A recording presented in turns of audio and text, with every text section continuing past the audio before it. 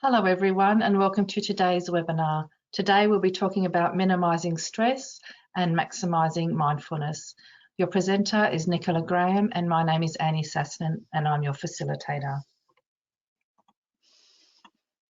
We begin all our programs by acknowledging and paying respect to the traditional custodians past and present on whose lands we meet today. We acknowledge the deep feelings of attachment and the relationship of Aboriginal people to country, and we respect the cultural authority of the elders in each community. It's my great pleasure now to introduce you to Nicola, who has been waiting patiently in the wings. Nicola is Nicola is the health educator here at MS, and she's been in the field for over 20 years, and she has experience, she has degrees in engineering and science health and a postgrad in adult learning. Nicola has corporate experience as the International Training Manager for Nokia and as Director and Founder of Health at Work, a corporate health company. Nicola has worked at Monash University since 2002, delivering the Mindfulness and Health Enhancement Program to medical students. In 2015, Nicola collaborated with Multiple Sclerosis Limited to develop the Eat Well, Live Well project. Nicola is currently the Health Professional Education Coordinator here at MSL. So a big warm welcome to you, Nick, and I'm sorry I stuffed that up a little bit. Thank you so much, Annie. I think it's because you think of me as your fellow coffee mate and I do. Don't often have to formally introduce me anywhere. That's right. Okay, I'll hand over controls to Nicola, so she'll step us through the program. Thanks, Nick. Lovely. Thanks, Annie.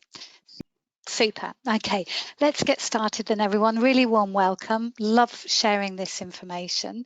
And as you can see, we've got quite a bit of content. So we may not get through it all, but I wanted to pop it all in so that some things might resonate with some people and other things may not.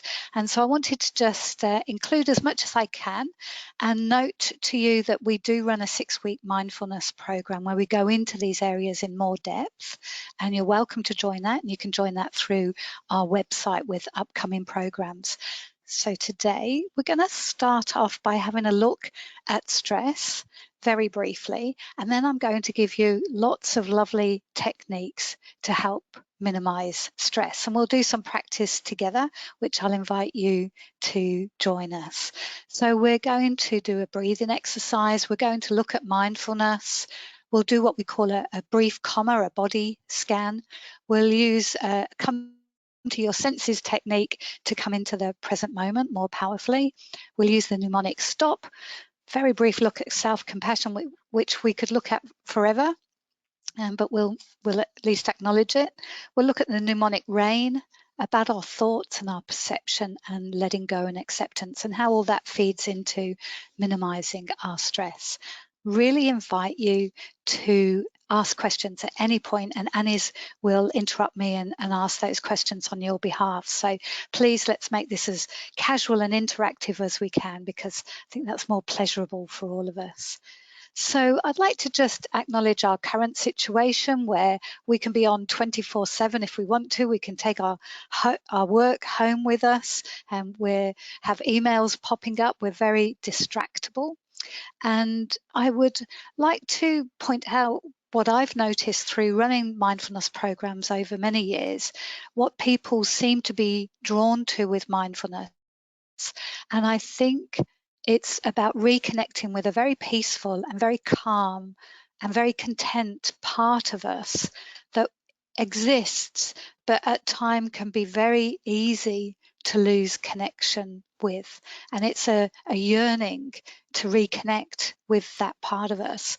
I think also people are drawn to mindfulness to improve their mental clarity, or their performance, or want to feel more relaxed and balanced, or maybe you see habits that don't serve you either at home or at work, and you might like to shift that. And definitely for many people with multiple sclerosis, it's about a lifestyle choice, because we know that stress can exacerbate symptoms of MS and perhaps even contribute to relapses. So there's some really, really good reasons why we want to stress manage. I also think it's important to note that when we're stressed, we can't feel empathy or kindness. So it's really hard for us to be kind to ourselves when we're feeling really activated and really stressed. So I think we've got an obligation to manage our stress. Interesting study here by Matt Killingsworth from Harvard University. The study is ongoing, that indicated that almost 50% of the time our mind is not where we want it to be. So half the time during this webinar, your mind is going to wander off onto something else. That's normal, and we just gently bring our mind back to where we want to place it. But what we also know is that a wandering mind is not as happy as a mind that can focus and stay focused. So that practice of mindfulness, of bringing our mind back, it's like exercising a muscle, and it helps us to connect with a more content and happy part of us as well. And obviously with our technology that presents things in very short attention span bites, then that's really training our minds to be less mindful. So that practice of focusing and bringing our focus back is really powerful and really helpful for our mental well-being. I love this. I just want to mention here, this was a social experiment done by the Washington Post, and you may have heard of it. They put a top violinist, Joshua Bell, playing Bach on his $3.5 million Stradivarius violin, and he was playing in the metro in New York, I think, or maybe in Washington. And in the 45 minutes he was playing, I think over 2,000 people went past. The night before, he'd played to ovations, standing room only, $100 tickets, and he was playing some of the most complicated and enduring and engaging Bach classical music, and only 6 people paused, even for a short time, to listen to him. And I think this just illustrates how we do not live in the present moment for most of us a lot of the time, and how we're missing some seriously good stuff because we're not in the moment. Microsoft did a study in 2015 that indicated that our attention span is becoming less than a goldfish. So that's a bit of a concern, I think. And the result of the stress that we have in our modern life, which comes from many sources, is more inflammation, greater risk of relapse, and potentially the creation of new lesions. So again, we do want to manage our stress. I'd love you to pause now for a moment, and you can type in the question box, what are your red flags for stress? What makes you feel stressed?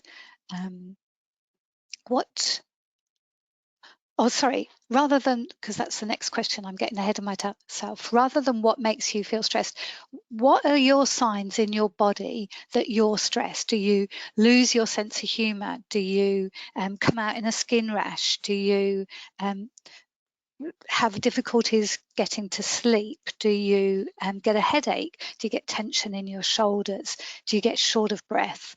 What are your red flags that show you're edging into that stressed place? Now, we've had a few responses, so I'm just going to quickly have a look at those. So Gail said she gets hot, Kathleen gets tingling, Anthea loses ability to talk and think clearly, and I think we can all relate to those. Nizari says headaches and eye pain. Marianne, I think we can all relate to this one. Anger and frustration. Kylie, can't concentrate. Laiwanang says tightening of my shoulder and blood pressure up. And apologies, Laiwanag, if I have mispronounced your name. Margaret gets nightmares.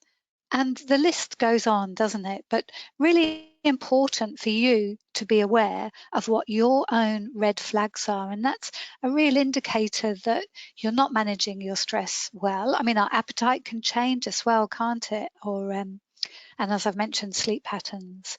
So be aware of your red flags and make sure that stress is managed on a daily basis. Okay, it's really important that we do something each day to help manage our stress and keep us in a happy and relatively stress managed place. Okay, so I think our next slide is a poll. So Annie, if you don't mind launching the poll, that would be great. And it says, which areas cause you most stress? Is it your health, money, relationships, work, or other? And you can type your other stress areas in the question box. So I'll let Annie launch the poll there. Okay, that should be on your screen now. So as you can see there, which areas of your life cause you most stress? And as Nicola mentioned, health, money, relationships, work, or other. And there's probably about 2/3 of you who have responded so far, so we'll give it another couple of seconds. If there's any other area that causes you stress, feel free to type it into the questions pane and I'll read them out. All right, so that's nearly everybody. Thanks everyone for participating in that. I'll just close it and I'll share the responses with you. Okay, so as you can see there, the biggest one is health, 56%, and a close second, or close enough, 36% say relationships, and then it's money at 24%, work 32%, and other we have waking up at night, grief and guilt, and stress just happens. Okay. Yeah, so there's a few responses there and a varied responses to the poll. Thank you, Annie, and thanks everybody for responding there. And I guess no surprises that for many of you, health is the area that is causing you most stress. So I'd like to invite you to join this webinar in a mindful way. So you might like to think about turning off distractions, turning off your phone, turning off your email, if that's possible. And just as your mind wanders, gently noticing that and just simply bringing it back to where you want your attention, to bring it back to the webinar. So I'd like you to really try to attend in a mindful fashion. So you're being aware of where your mind is. Now, there's lots of benefits to mindfulness, and these are backed by really good evidence. We know that it can help with pain management, reduce stress, reduce falls, improve your mood, improve your sleep, improve relationships and concentration, slows neurodegeneration, which we're very interested in, helps with our emotional management, which I think we can all benefit from that, and increases our awareness regarding behaviour change and that resistance that we have to change as well. And one of the ones that I love is it helps to develop bigger brains. So I'd like us to do a breathing exercise to help bring us present into this mindful webinar. And so I'd like to invite you to join me to do that. I'd like to talk very briefly about the mindful posture. So when I go into mindfulness, I like to ask people to take a dignified posture. And I think that word describes the posture really well.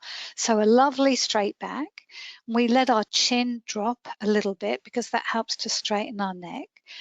You might like to let your eyes close, or you might like to just let your gaze look slightly downward, so your eyes close a little bit, letting your hands rest in your lap or wherever you're comfortable, and if possible, having your feet flat on the ground.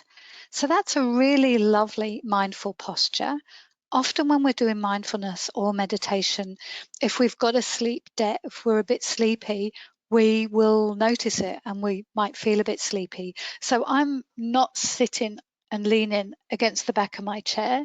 I'm letting I'm supporting my own back to keep me a little bit more aware and a little bit more alert. And so once we've got that lovely dignified posture ready to do some mindfulness, I'm going to invite you to do a breath awareness exercise. And there's lots of different ways we can use our breath. And we use our breath as an anchor in mindfulness because it's always there. It's something we can always tune into. And we can just follow the breath and observe it. We can count the breath. We can breathe in with calm and breathe out, saying relaxed, for example. But I'm going to teach you today what I call, and you might have used this before, but a 3-4-5 breath. And the focus here is on a long, slow exhale. Your exhale is longer than your inhale. And that's because a long, slow exhale helps to activate the parasympathetic nervous system, which is our relaxed nervous system. So I'd like you to join me if you can, or just observe, and we'll do 6 rounds, okay, of 3-4-5 breaths. So breathing in for 3, holding for 4, and breathing out for 6. I appreciate some of you might be at work. It might not be possible for you to join. For many of us, I'm sure you will be able to. I'm going to allow my eyes to close, and I'll count you through the first couple of rounds, and then I'll let you count yourself, and I'll meet you at the other end, okay? So let's settle in and start. So breathing in for 3, so that's 1,000, 2,000, 3,000. Holding for 4, 2,000, 3,000, 4,000. Long, slow out for 5. 2,000, 3,000, 4,000, 5,000. In again for 3, 2,000, 3,000. Hold for 4, 2,000, 3,000, 4,000. Out for 5, 2,000, 3,000, 4,000, 5,000. So on your own for the next 4.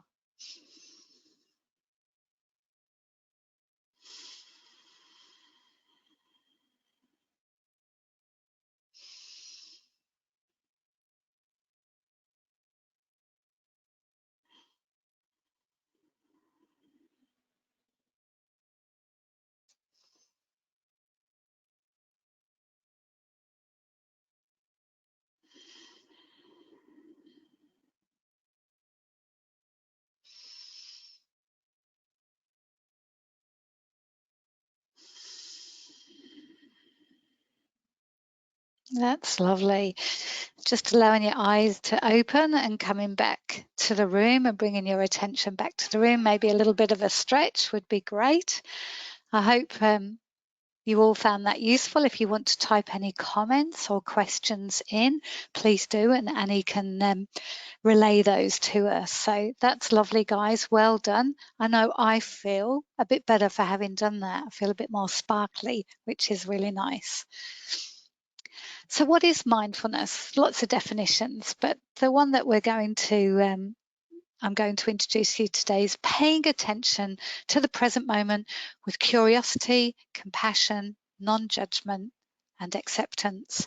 Easy to read, hard to do. It's really hard to stay curious, keep our minds open, hard to be compassionate, really, really hard to be non-judgmental and accepting. But that's what we're trying to do. Maybe we might have a few moments of it, and we can pat ourselves on the back when we manage that, and the rest of the time we're aspiring to that. Lovely picture, which you probably may have seen before, which illustrates mindfulness really nicely. The dog is there in the park with the sun shining on it, its tail's wagging, it can smell and see the trees, and the human being or the human doing is worrying about things in the past and anxious about what's going on in the future, and is really oblivious to the beautiful environment that it's in. So we all need to take a bit of a lesson from the dog here and become more mindful. So we need to cultivate that beautiful, curious beginner's mind. And we need that mode where we're what we call in active mode. And I acknowledge I'm going through the slides quite quickly. And again, this is a bit of a taster with a few ideas for you to take away. So what I'd love you to do is just simply fold your arms if you can, okay? have a look at the wrist that's on top. Now fold your arms the other way with the other wrist on top. Now, it's a shame we haven't all got cameras on here, because I love seeing the tangled way that people try to do that sometimes. The first time we did that was default mode, didn't have to think about it.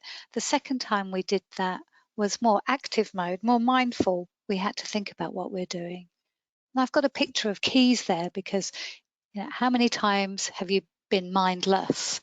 So often when we think about mindfulness, it's really useful to think about all the times where we're not mindful. How many times have you read a page on your Kindle or on your book and you can't remember it? How many times have you driven home perhaps and you can't remember the journey home? How many times have you lost your keys in the last week or so? All times where we're not being particularly mindful, and all things we can all relate to. So having a reflection here, anything that you currently do mindfully, please type it in the question box.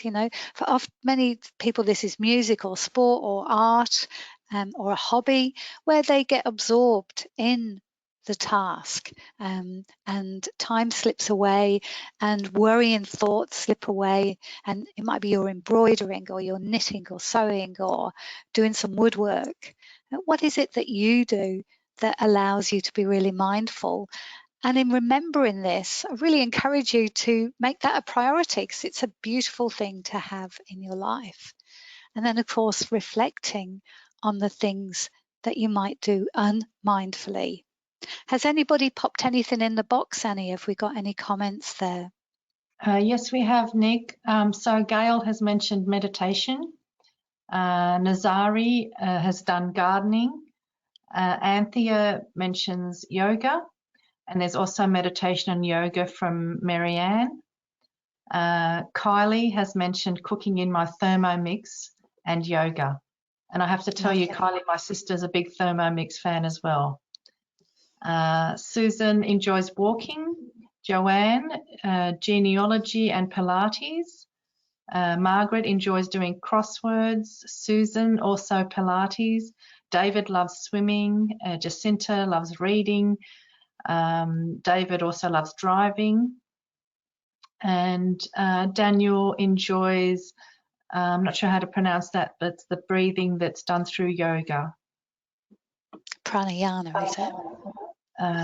Yes, that's right. And Susan enjoys brain games, so that's really great. That's lovely, guys. And it is that reminder that this is a really useful thing for you to do, and a really relaxing, the byproduct of mindfulness is relaxation. So I'd love to invite you to join me in another little stress management tip, which is a body scan. So again, just if you'd like to join, that would be fantastic. I'm going to do this really short, like a little comma, so just a couple of minutes. And again, I really invite you to join in that beautiful, dignified, mindful posture with your back as straight as you can, comfortably, and your chin tucked down a little bit, your feet flat on the ground, your hands resting in your lap. You can see why I love doing this webinar program, can't you? I get to do all the things I really enjoy. So I'm allowing my eyes to close. You might like just to have your gaze down, whatever's most comfortable for you. And we're just going to step through your body in a very brief little body scan. I like to start by 2 really nice deep breaths. So let's have a couple of lovely deep breaths.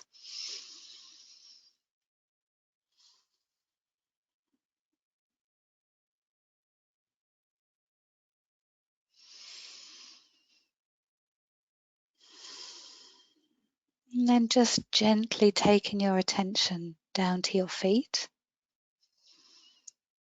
feeling the contact that your feet are making with the ground, if they are. Maybe wriggling your toes to feel the contact in your shoes or your socks or your bare feet, how they feel. Perhaps noting the feeling and temperature and the soles of your feet compared to the tops of your feet.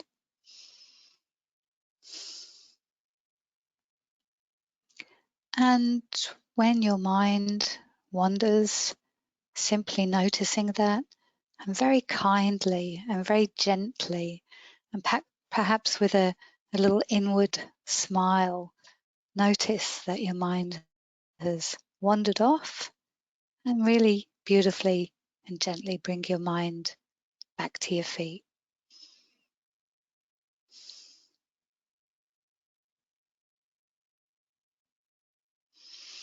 Then bringing your attention up through your calves, through your knees, through your thighs, and up into your lower back.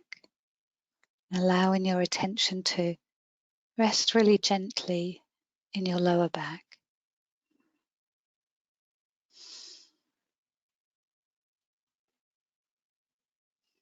And then bringing your attention up your back and into your shoulders. Just allowing those shoulders to drop and to ease. Noticing your left shoulder and your right shoulder. And bringing your attention down your arms and into your hands. Noticing the contact between your hands and where they're resting, the temperature.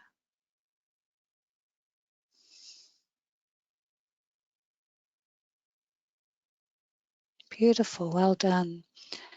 And then finally bringing your attention up again and into your face, allowing your jaw to relax, allowing your brow to soften.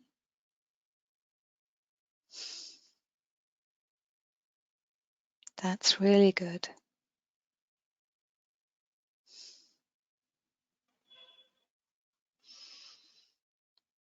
That's really good. Okay. And then just allowing yourself to come back to the room, to open your eyes, to take a lovely deep breath. I'm just going to do the little bell so that hopefully you're all back and awake and eyes are open, having a bit of a stretch. But it's like a little reset. I really love that. So there's your brief comma that you can do, your little body scan. And I do this on trains and in waiting rooms and prior to meetings, and Annie will vouch, I'm sure sometimes I'm doing it in meetings as well. And it's just a nice little connection and a dropping of some of the stress that we might have. Again, any comments or feedback, pop it in the question box and Annie can let me know. So part of sometimes things might not be going quite how we want them to. We might be getting worried and anxious. We might be thinking about the past. We're just really not in the present. We might be sitting opposite our partner or our teenage child and our mind is wandering off and we're really not giving them the attention that they deserve, or that the conversation deserves, or that the meeting deserves, or that your friend deserves. So one way we can increase our presence and come back to being in the moment is to use our senses. So right now, I'd love you to try this. Have a look around. Have a look at 3 things that pop out to you that you can see. Have a sense, is there anything that you can smell? What are 2 things perhaps that you can hear? Is there one thing that you can taste? Can you taste anything at all? And 2 things that you can touch. Okay, so using our senses helps us to come back to the present. Really handy tool. Another mindful tool that I really love is called STOP. And this stands for S for stop, T for take a breath, O for open and observe, because when we get stressed, we get narrow and fixed and focused. So open up your mind, be curious. What can I observe? How can I do things differently? And then P, proceed in line with your values. Not easy to do. We need our mindfulness practice to underpin here so that we can pull this out of our back pocket when we really need it, when we're anxious, when we're going into an MRI, when we're having a discussion that's not going how we might like it to, when we're in a meeting that's not proceeding perhaps how we would like. Then using this mnemonic stop, take a breath, open and observe, proceed in line with your values.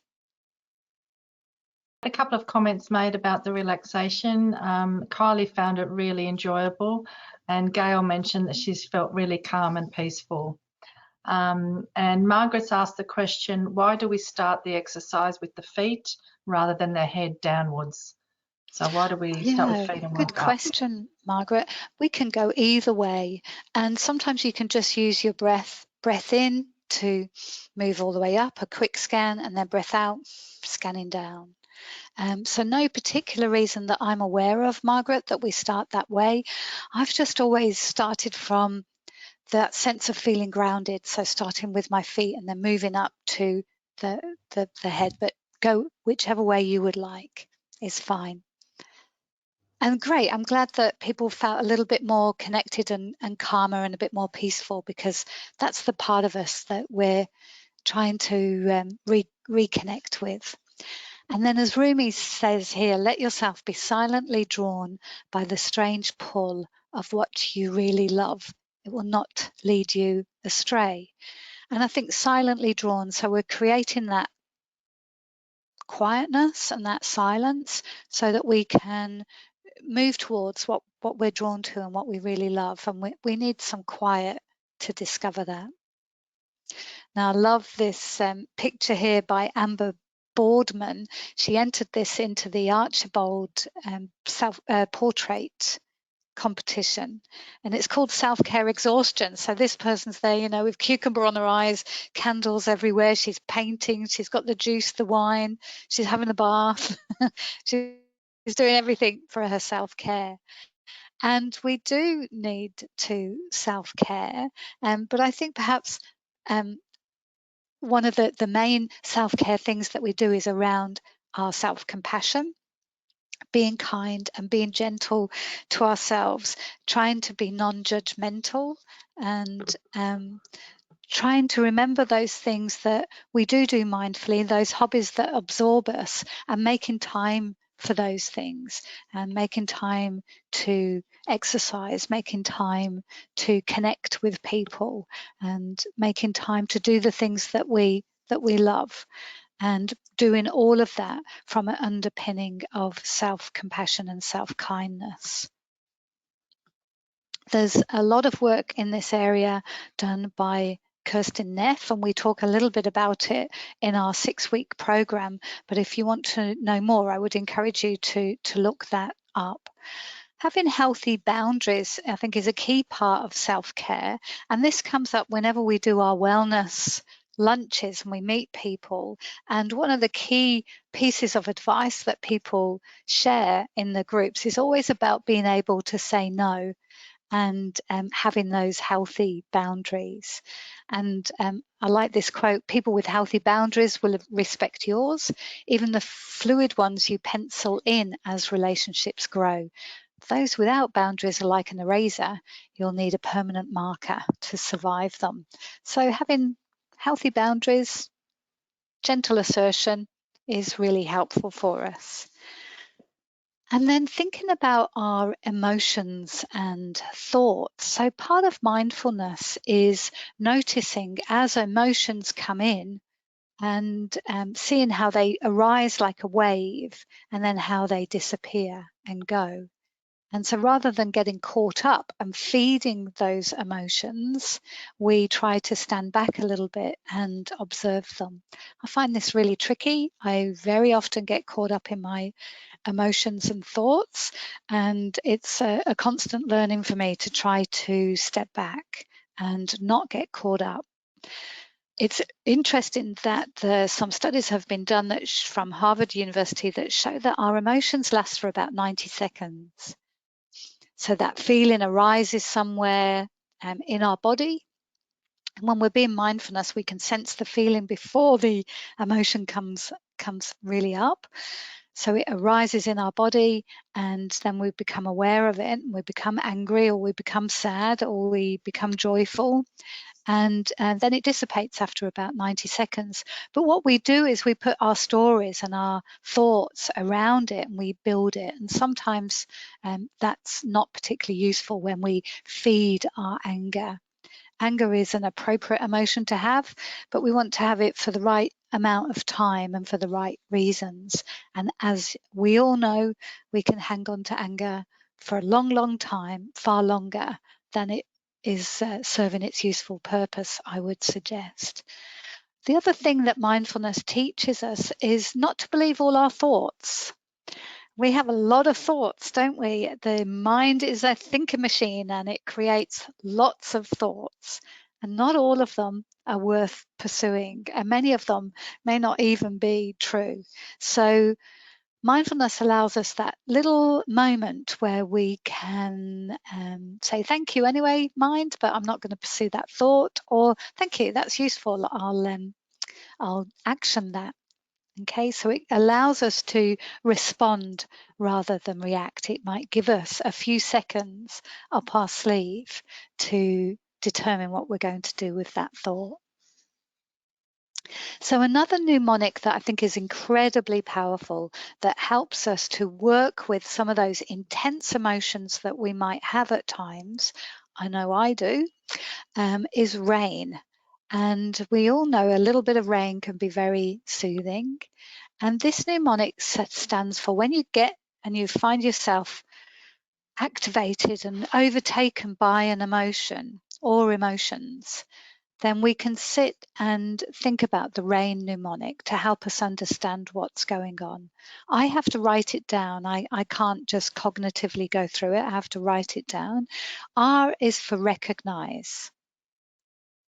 Here's anger, or this is joy, or this is jealousy, or this is insecurity, or here's my old friend anger, for example. A is for allow and acknowledge. Whenever we try and squash an emotion, it seems to get bigger and get more energy. So if we cannot push it away and be averse to it, if we can allow it and say, okay, here's jealousy. Here it is. I acknowledge that you're there. If you can then interrogate it and investigate, okay, how does this feel in my body? So it's a bit of a tightening in my chest, there's some butterflies in my tummy, my breath's a bit shorter. So we're investigating how it feels in our body. And N then is for nurture. What's going to be most useful for me right now? We probably don't want to act out on our jealousy or our anger. So what's going to be most useful for me? How can I self-soothe? Do I need to act on this? How can I nurture myself right now? What do I most need? So it's a very kind and very compassionate way of helping us work through some of those intense emotions. For many people with health issues, fear will be an intense emotion that might come up that you might like to apply rain to. As I say, I find it hard at times to use rain. I have to write it down. It doesn't mean that things resolve straight away by any means, but it means I'm on the path to a little bit more consciousness. I'm a little bit more aware of what I'm feeling. I'm a little bit more aware of how it feels in my body, and I'm a bit more aware of what action I'm going to take or how I'm going to look after myself through this rather than reacting. So I encourage you to give that a go if you can. I love this one, presence of mind, our thoughts. We have top 10 hits. We have our sticky, repetitive thoughts. When you start to get mindful, you'll notice that some things are common visitors that just keep coming back into your mind. And they're not necessarily welcome, and they may not be useful, but it's very good for you to start to become aware of, oh, here you are again. Here's that thought. Perception. we cannot take the right action unless we perceive something correctly. And I don't know how it is for you, but on some days I'll read an email and I might be a little bit hurt by it. And on another day I can read it again and it sounds perfectly fine and positive and useful. So my perception is skewed some days. So the world exists as you perceive it. It's not what you see, but how you see it. It's not what you hear, but how you hear it. And sometimes we really do need to stop and check our perception. I absolutely love this quote by Pema Chodron, a Buddhist nun, and I think it really, really helps to explain mindfulness, often in a way that we haven't quite thought about it this clearly. So I'm going to read it out. Meditation is about seeing clearly the body that we have, the mind that we have, the domestic situation that we have, the job we have, and the people who are in our lives. It's about seeing how we react to all these things. It's seeing our emotions and thoughts just as they are right now in this very moment, in this very room, on this very seat.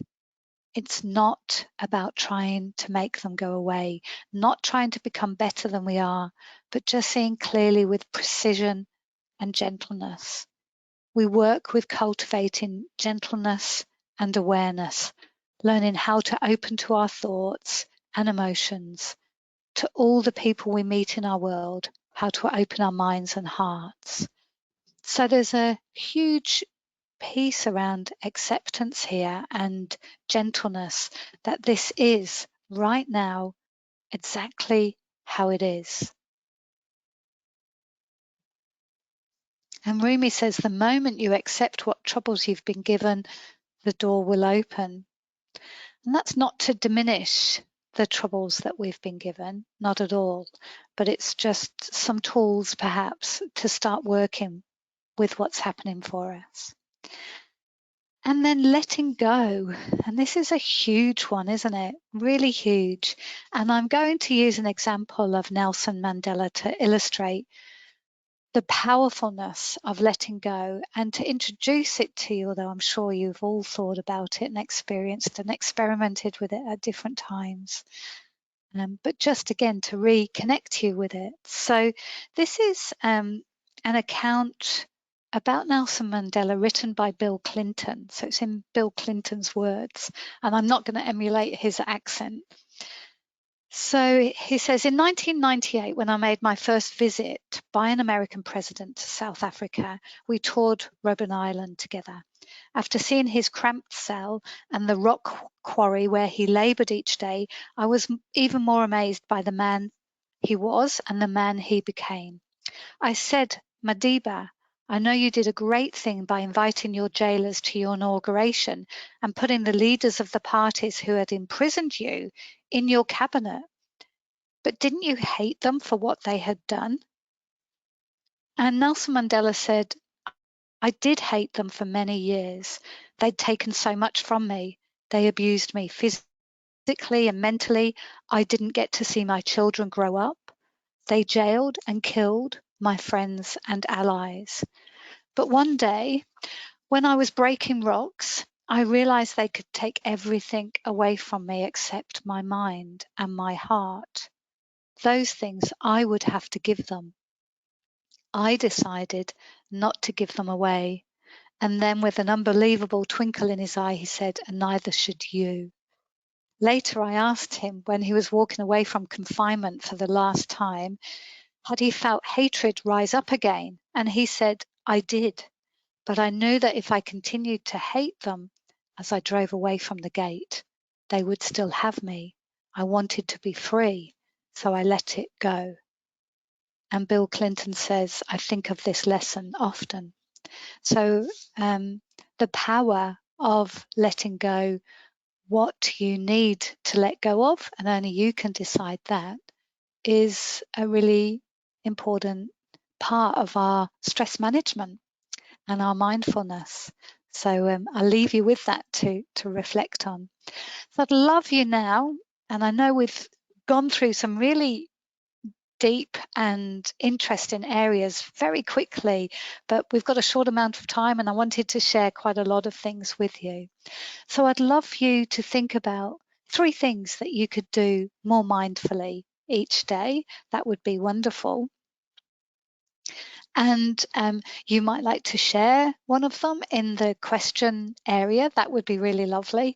Or you might like to just personally note it down.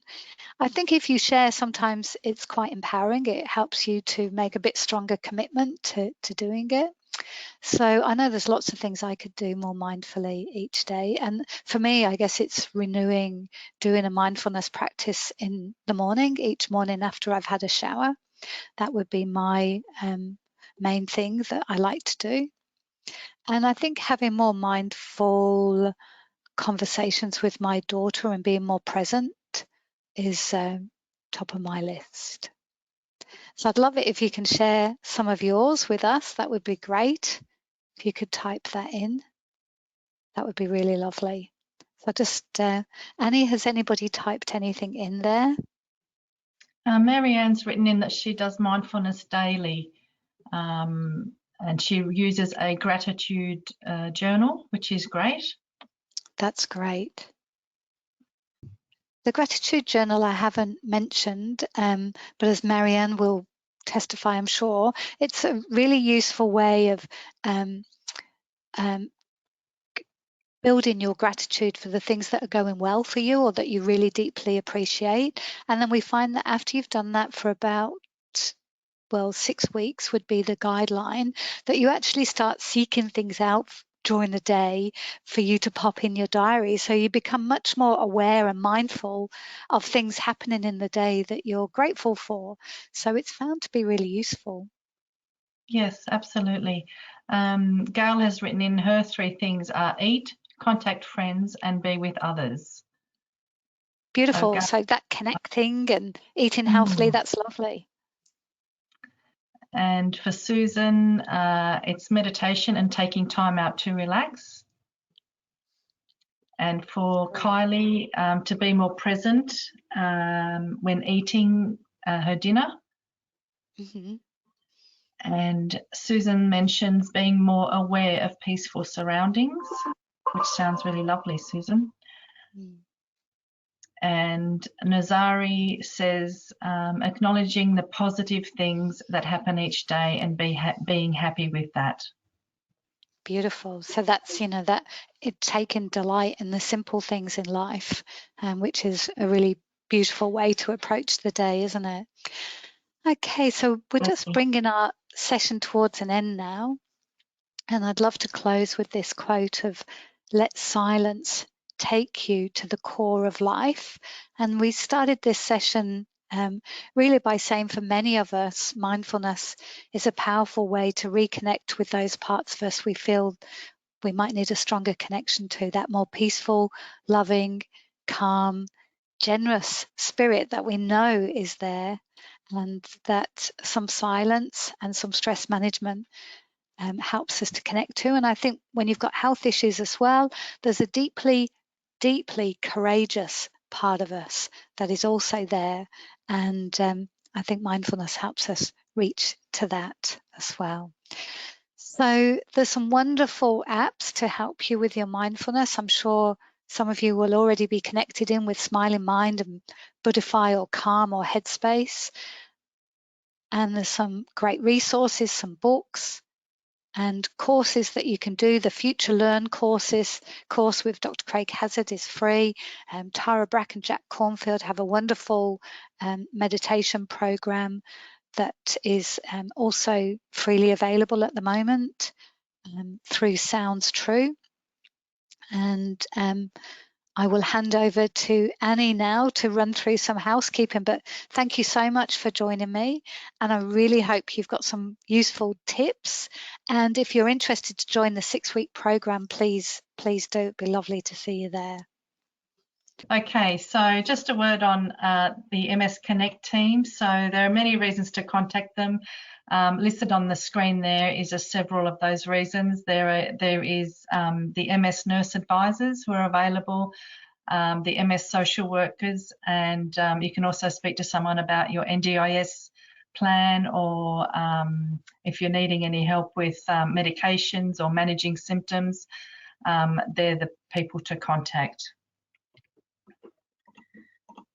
The peer support program is available also here at MS, and that's either one-on-one phone support or face-to-face groups. Some of them have been converted to telegroups, and there's also Facebook groups that are available, and you can share your experiences with living with MS with other people that are also living with MS. So it's a helpful program. The Get Your Act Together tool is available on our website, and you can find out, get some supports and services for the common MS symptoms. And as mentioned, it's on our website, and the website address is listed there on your screen. Also here at MS, we have the Employment Support Service. So if you're needing support to manage your symptoms at work, if you're in a job, or if you're trying to look for new work, the lovely people at the Employment Support Services are available to help you. We are an NDIS provider, and we provide many services, and listed on the screen there are the services that are available within the various states. My Aged Care is also available, and if you need information or assistance in mapping out your needs, you can contact the My Aged Care team on that 1800 number on the screen. We have a variety of podcasts available on our website, and many of them cover MS symptoms. They cover things like COVID, the COVID vaccination, stress management, and lots of other interesting topics for you to listen to. So thank you for joining us at today's webinar. It's been great having you with us. And thank you to Nick for presenting the beautiful information and the very lovely mindfulness practices that we've enjoyed this morning. I'm just having a look at the questions that have come through since Nicola's finished off. Lingwana is saying thank you very much, Nick. Gail is also saying thank you. This has been a wonderful session for me. That's great to hear, Gail. Kylie's saying thank you, Nick. And Marianne has also said thank you. That was brilliant. So that's really great.